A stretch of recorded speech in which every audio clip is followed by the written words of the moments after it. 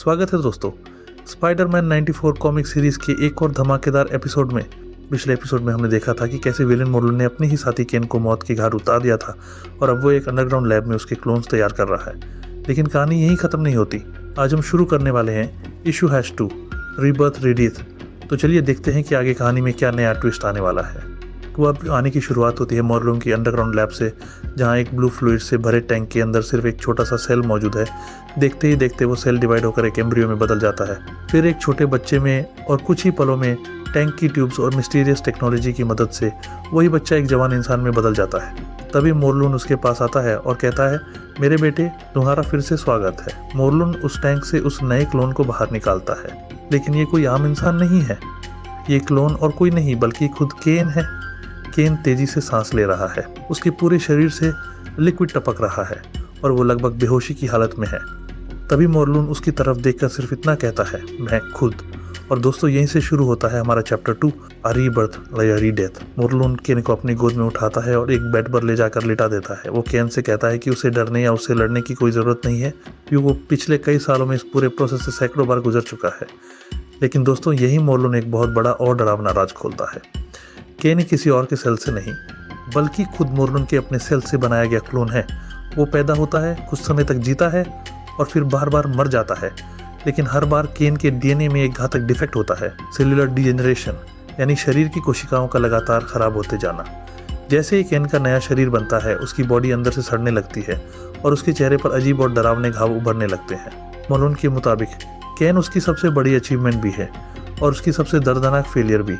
इसके बाद मोर्लन केन को बताता है कि वो उसके साथ इसलिए रहता है ताकि उसकी सदियों पुरानी लोनलीनेस कुछ हद तक दूर हो सके।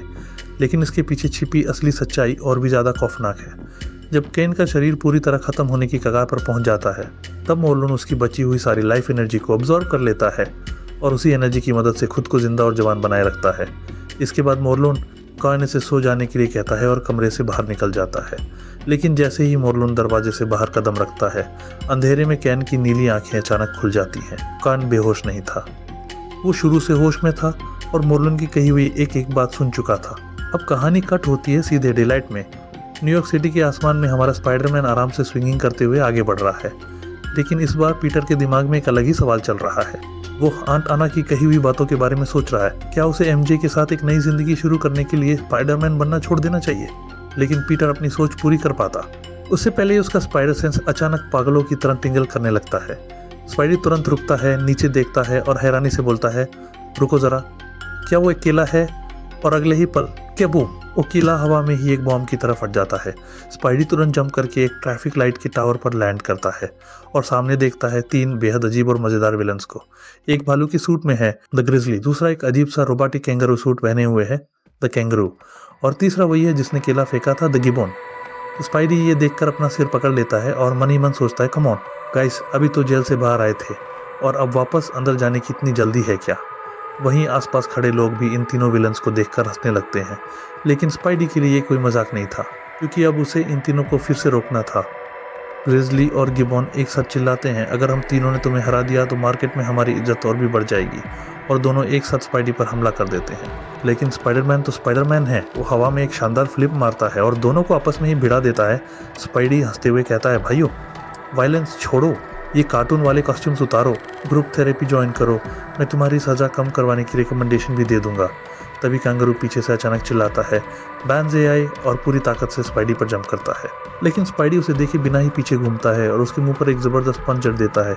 फिर स्पाइडी उसे देखकर बोलता है, बांजाई, तो ऑस्ट्रेलियन है ना? लेकिन दोस्तों इन विलन्स की हालत देखकर स्पाइडी को सच में थोड़ा तरस आ रहा था, क्योंकि इन्होंने आज तक जितनी भी चोरी करने की कोशिश की थी, लगभग हर बार बुरी तरह फेल हुए थे। और सबसे बड़ी बात, इन्होंने कभी किसी आम इंसान को नुकसान तक नहीं पहुंचाया था। मतलब विलन्स बनने की कोशिश तो पूरी थी, लेकिन टैलेंट शायद छुट्टी पर था। ग्रिजली और गिबॉन एक बार फिर स्पाइडी पर हमला कर देते हैं, लेकिन स्पाइडरमैन आसानी से दोनों के अटैक्स को डॉज कर देता है और ग्रिजली को एक ज़बरदस्त किक मारता है, वैम। तभी अचानक पीछे से एक और विलन स्पाइडी की पीठ पर छलांग लगा देता है। ये था लीप फ्रॉग, जो एक बड़े से फ्रॉग वाले सूट में नजर आ रहा था। स्पाइडी उसे देखकर मजाक उड़ाते हुए कहता है, ओ राइट, पिछले महीने डेयरडेविल ने तुम्हारी अच्छी खासी धुलाई की थी, है ना? अब स्पाइडी इन सब से पूरी तरह परेशान हो चुका था। वो बिना ज़्यादा वक्त गंवाए अपनी वेब्स निकालता है और चारों विलन्स को एक साथ बांधना शुरू कर देता है। लेकिन तभी अचानक एक बेहद डरावनी आवाज़ पूरे माहौल में गूंजती है, तुम चारों एक स्पाइडर के भी लायक नहीं हो। स्पाइडी और चारों विलन्स तुरंत पलट कर देखते हैं और सामने का नज़ारा देखकर सबके होश उड़ जाते हैं। अंधेरे से एक लंबा काले बालों वाला और लाल आंखों वाला रहस्यमयी आदमी सामने आता है। ये कोई और नहीं, मोरलून था। स्पाइडी उसे देखकर हैरान हो जाता है और मन ही मन सोचता है, ये आदमी कौन है? मैंने इसे पहले कभी नहीं देखा और ये इन बेकार चोरों की टीम का हिस्सा भी नहीं लगता, तो फिर ये यहाँ आखिर कर क्या रहा है? वहीं मोरलून अपने चेहरे पर एक डरावनी मुस्कान लाता है और साफ शब्दों में कहता है कि वो यहाँ इन सब का अंत करने आया है। वहीं दूसरी तरफ कहानी पहुंचती क्वींस में, जहां आंट आना के घर के दरवाजे पर मैरी जेन दस्तक दे रही होती है।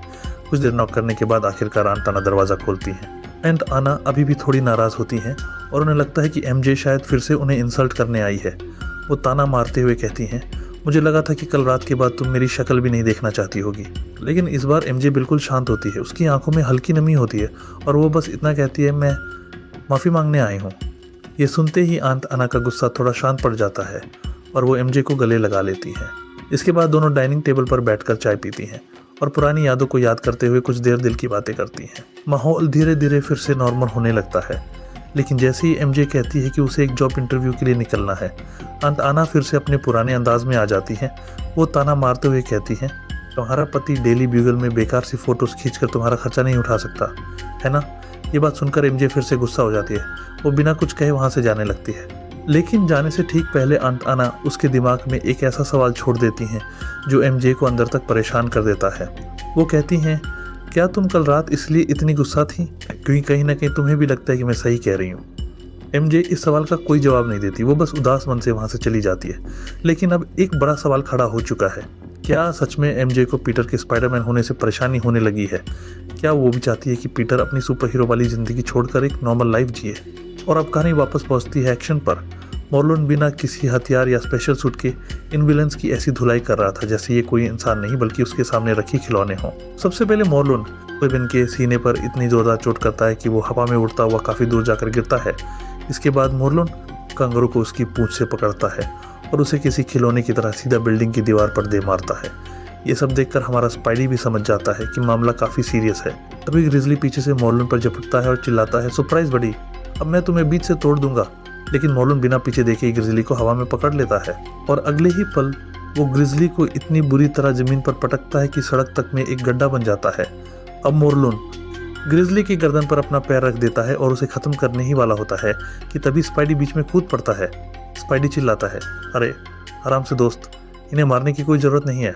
लेकिन दोस्तों, स्पाइडी को क्या पता था कि असली खतरा अभी उसके सामने खड़ा है। जैसे ही स्पाइडी मोरलून को रोकने की कोशिश करता है, मोरलून अचानक घूमता है और स्पाइडी के चेहरे पर ऐसा जोरदार पंच मारता है, स्पाइडी सड़क पर किसी पत्थर की तरह घिसटता हुआ कई मीटर दूर जाकर गिरता है। स्पाइडी का पूरा सिर घूम जाता है और वो मन ही मन सोचता है, बाप रे, इस पंच से तो हल्क को भी माइग्रेन हो जाए। लेकिन स्पाइडी को संभलने का मौका तक नहीं मिलता क्योंकि तभी उसके ठीक सामने एक भारी भरकम ट्रक तेज रफ्तार से उसकी तरफ बढ़ता हुआ नजर आता है। ट्रक ड्राइवर लगातार हॉर्न बजा रहा है, लेकिन स्पाइडी की हालत इतनी खराब है कि वो वहां से हिल तक नहीं पा रहा। ट्रक अब स्पाइडी को कुचलने ही वाला था, लेकिन आखिरी पल में लीपफ्रॉग स्पाइडी को पकड़ता है और एक जबरदस्त जंप लगाकर दोनों को ट्रक की चपेट में आने से बचा लेता है। स्पाइडी हैरानी से उसकी तरफ देखकर कहता है, अभी तो तुम लोग मुझे मारने वाले थे। इस पर लीपफ्रॉग जवाब देता है, हाँ, लेकिन मैं तुम्हें ट्रक के नीचे मरने भी नहीं दे सकता। लेकिन दोस्तों, उनके पीछे कुछ बेहद खौफनाक हो रहा था। ग्रिजली ने पूरी ताकत से अपने क्लॉज मोरलून की छाती में घोंप दिए थे, लेकिन मोरलून पर इसका जरा भी असर नहीं हुआ। वो नीचे देखकर बिल्कुल शांत अंदाज में कहता है, उम्मीद है तुम्हें मजा आया होगा। और इतना कहते ही मोरलून ग्रिजली की पीठ की हड्डी तोड़ देता है। ग्रिजली जमीन पर गिर जाता है और मोरलून बिना किसी रहम के उसकी लाइफ एनर्जी अब्जॉर्ब करने लगता है। ये देखकर स्पाइडी से रहा नहीं जाता। वो तुरंत हवा में स्विंग करता हुआ मोरलून की तरफ आता है और उसके चेहरे पर एक जोरदार फ्लाइंग किक मारता है। थ्वैक! इसके बाद स्पाइडी बाकी तीनों विलन से कहता है, जल्दी करो, ग्रिजली को हॉस्पिटल ले जाओ। लेकिन हैरानी की बात यह थी कि स्पाइडी की उस जोरदार किक का भी मोरलून पर कोई असर नहीं हुआ। मोरलून धीरे से स्पाइडी की तरफ देखता है और कहता है कि उसे इन चोरों की जान से कोई मतलब नहीं है, उसे सिर्फ स्पाइडरमैन चाहिए। फिर मोरलून बिल्कुल शांत आवाज में स्पाइडी को धमकी देता है, मैं तुम्हें जरूरत से ज्यादा दर्द नहीं देना चाहता, इसलिए चुपचाप सरेंडर कर दो। वहीं दूसरी तरफ इस खतरनाक फाइट से पूरी तरह अनजान आंट मे और एमजे घर पर बैठकर पीटर के बचपन की एक पुरानी होम वीडियो देख रही होती हैं। वीडियो में छोटा सा पीटर अंकल बेन के साथ खुशी से मस्ती करता हुआ नजर आ रहा है। अंत में उस पुराने वीडियो को देखकर इमोशनल हो जाती हैं और कहती हैं कि उन्हें पीटर का वो छोटा सा मासूम बच्चा बहुत याद आता है। अंत में ये कहती हैं कि पीटर दिल का बहुत अच्छा और प्यार करने वाला लड़का है, लेकिन वो हमेशा अपने अंदर एक ऐसा सीक्रेट छुपा कर रखता है जिसने उसकी पूरी ज़िंदगी को बेहद कॉम्प्लिकेटेड बना दिया है। यही सुनकर एमजे बिना कुछ बोले टीवी स्क्रीन को लगातार देखती रहती है। उसके दिमाग में बस एक ही बात चल रही होती है, क्योंकि वो स्पाइडरमैन है। लेकिन तभी अचानक माहौल को चीरती हुई एक बेहद दर्दनाक और डरावनी आवाज़ सुनाई देती है। नहीं, मैं मरना नहीं चाहता। ये आवाज़ मोरलून की लैब में मौजूद केन की थी। केन का नया क्लोन वापस उसी बेड पर दर्द से तड़प रहा था और उसका शरीर एक बार फिर तेजी से डिजेनरेट यानी अंदर से ख़त्म होने लगा था। दर्द से चीखते हुए केन कहता है, नहीं, मुझे दोबारा मत मरने दो। वो लड़खड़ाते हुए खुद को मिरर में देखता है। उसके दिमाग में पुरानी यादें बेहद धुंधली थीं। उसे बस अपना नाम याद था, केन, और फिर उसे अपने फादर यानी मोरलून का चेहरा याद आता है। गुस्से और फ्रस्ट्रेशन में केन मिरर पर जोरदार मुक्का मारता है और उसे तोड़ देता है। फिर वो खुद से सवाल करता है, क्या मैं तुमसे नफरत करता हूँ फादर? लेकिन तभी उसकी प्रोग्रामिंग उसके गुस्से पर हावी होने लगती है।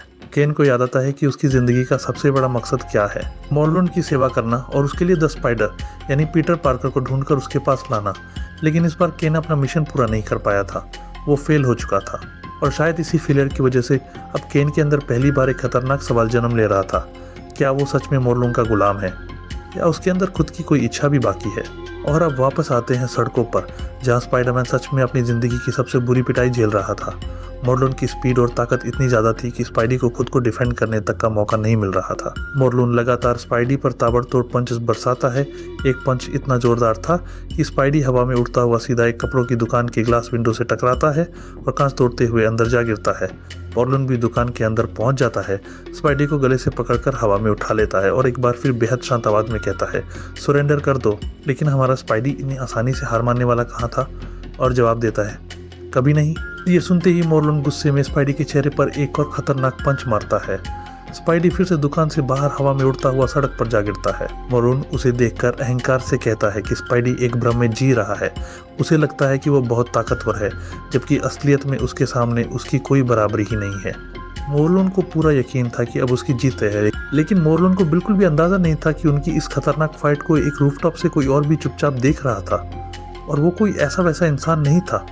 एक ऐसी आवाज़ गूंजती है, स्पाइडरमैन, मरने से पहले तुम्हारी आंखों के सामने जो आखिरी चेहरा होगा वो इस घमंडी मोरलून का नहीं बल्कि क्रेवेन द हंटर का होगा।